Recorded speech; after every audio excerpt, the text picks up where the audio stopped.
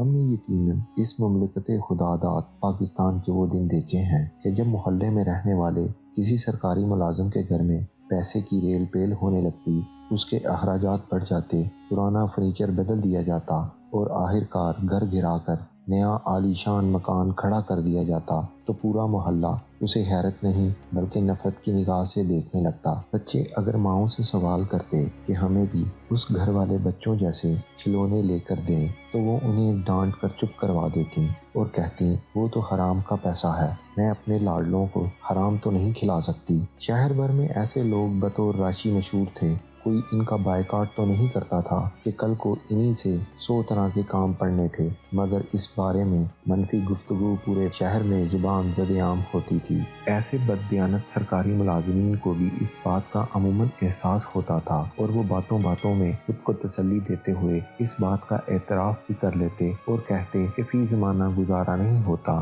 یا پھر یہ کہ اوپر والے آفیسر ہم سے حصہ مانگتے ہیں تو ہمیں دینا پڑتا ہے۔ ایسا ماحول اس ملک میں ایک اندازے کے مطابق 1975 تک قائم رہا۔ عزت کا پیمانہ دولت نہیں بلکہ کسی شخص کی شرافت، دیانتداری اور علم ہوا کرتا تھا۔ ایسے باصفا لوگوں کے قصے مثال کے طور پر پیش کیے جاتے تھے، جبکہ ان کے مقابلے میں اعلیٰ سطح پر کرپشن کی بھی چند گنی چنی مثالیں زبان زد عام تھیں، مگر بحیثیت مجموعی معاشرہ خیر پر قائم تھا۔ جاپان کا معاشرہ پوری دنیا میں معاشرتی اقدار کے حوالے سے سب سے مہذب سمجھا جاتا ہے۔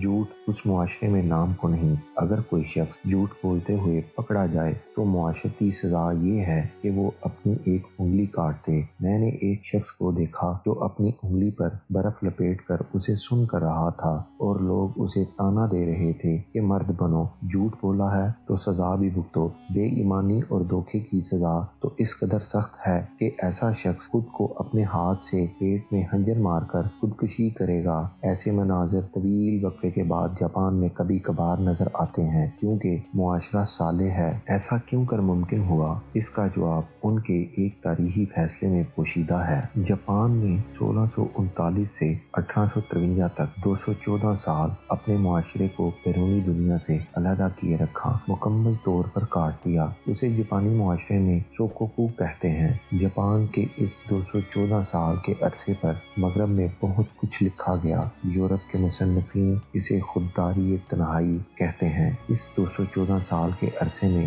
بیرونی دنیا سے کوئی شخص جاپان میں داخل نہیں ہو سکتا تھا اور اگر کوئی جاپانی باہر چلا جاتا تو اسے واپسی کی اجازت نہیں تھی۔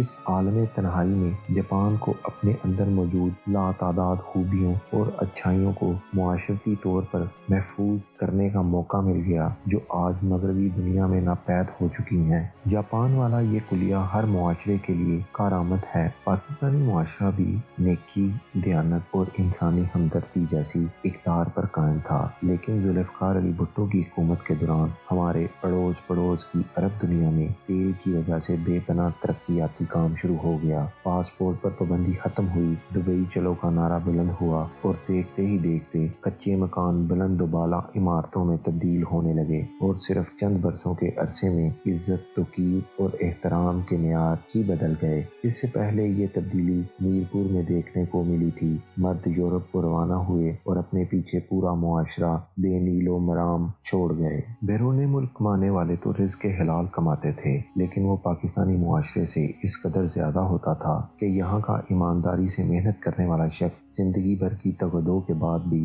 ان کا مقابلہ نہیں کر سکتا تھا۔ دیکھتے ہی دیکھتے صرف ایک دہائی میں مملکت خدا داد پاکستان کی کایا کلپ ہو گئی۔ اب سرمایہ کی ایسی دوڑ شروع ہوئی جس میں سب کچھ بہتا چلا گیا، ایمانداری، شرافت اور علم۔ اس دوڑ کو آگے ان لوگوں نے بڑھایا جنہیں سرکاری اہلکار کہتے ہیں۔ اگر اسمگلنگ، چور بازاری، ناجائز قبضوں، ٹیکس چوری اور ایسے ناجائز دھندوں پر قابو پاتے رہتے تو معاشرے میں ایک توازن قائم رہتا، لیکن جب انہوں نے آہستہ آہستہ اپنے ارد گرد ایسے اہلکاروں کو دیکھنا شروع کیا جن کا معیار زندگی رشوت اور حرام کمائی سے بلند ہوا اور معاشرے نے انہیں عزت بھی دی اور دیکھتے ہی دیکھتے انہیں اس ملک کی اشرافیہ میں شامل کر لیا گیا، تو یہ ایک ایسی ترغیب تھی جس نے پاکستانی معاشرے کا حلیہ بگاڑ کر رکھ دیا۔ یہ المیہ 40 سال سے ہم پر آسیب بن کر چھایا ہوا ہے۔ ہماری اس خرابی کو ہم سے زیادہ وہ عالمی ادارے جانتے ہیں جو ہمیں مسلسل قرض دیتے رہے ہیں۔ اسی لیے IMF نے اپنے 23ویں پروگرام میں یہ سوال اٹھا دیا ہے کہ آپ گریڈ 17 سے لے کر گریڈ 22 تک کے ملازمین کے اثاثے ظاہر کرو، انہیں تشت ازبام کرو۔ IMF نے اس معاملے میں کسی بھی قسم کی کوئی درجہ بندی یا تخصیص نہیں کی۔ جو بھی ریاست پاکستان کے خزانے سے تنخواہ اور مراد لیتا ہے، خواہ وہ وفاقی سول سروس سے تعلق رکھتا ہو یا صوبائی افواج پاکستان کا ملازم ہو یا عدلیہ کا قابل احترام جج۔ آج سے ٹھیک 9 سال قبل جب میں سپریم کورٹ میں پٹیشن لے کر گیا تھا کہ سول سروس کو تباہی سے بچانا ہے تو ان کے افسران کے اثاثے مشتہر کیے جانے چاہیے اور پروموشن کے وقت عام لوگوں سے پوچھنا چاہیے کہ کسی کو اس شخص کے ایسے اثاثوں کا علم ہے جو اس نے چھپائے ہوں، تو پٹیشن پر سپریم کورٹ کے فیصلے کو بھی داخل دفتر کر دیا گیا۔ پاکستان میں ریاست پاکستان کے خزانے سے تنخواہ لینے والے یہ افسران ہی ہیں جو ہر سال اپنے اثاثہ جات ایک فارم پر لکھ کر جمع کرواتے ہیں، لیکن انہیں مقفل الماریوں میں بند کر دیا جاتا ہے، اور اگر کسی کے اثاثہ جات کی معلومات باہر نکل آئے تو اس محکمے کے افسران کی شامت آ جاتی ہے۔ دنیا میں بددیانتی روکنے کا ایک ہی طریقہ ہے کہ سرکاری افسران سے ان کے ایسے اثاثوں کے بارے میں سوال کیا جائے جو ان کی بظاہر آمدن سے زیادہ ہیں، جسے عرف عام میں آمدن سے زیادہ اثاثے کہتے ہیں۔ IMF نے ایسا سوال کیوں پوچھا ہے؟ اس لیے کہ 17 ستمبر 2007 کو اقوام متحدہ اور ورلڈ بینک نے ایک مشترکہ پروگرام شروع کیا ہے جسے چوری کے مال کی برآمدگی کہتے ہیں۔ اس کے مطابق ہر وہ شخص جو اپنے اثاثے منقولہ یا غیر منقولہ کے بارے میں ذرائع آمدن کا ثبوت فراہم نہیں کر سکتا تو وہ اثاثے چوری کے تصور ہوں گے اور ان کی برآمدگی عالمی برادری پر لازم ہے۔ نیب قوانین میں پہلے یہی اصول تھا جسے شہباز حکومت نے ترمیم کر کے اس عالمی قانون کا پہیہ الٹا گھما دیا تھا، یعنی اب سرکار کو ثابت کرنا پڑتا ہے کہ یہ اثاثے چوری کے ہیں، لیکن اب تو IMF نے اپنی شرائط میں اسے شامل کر لیا ہے۔ وہ خوب جانتے ہیں کہ پاکستانی قوم جو اس قدر مقروض بھی ہے اور پھر بھی غریب ہے، تو اس کی وجہ افسران کے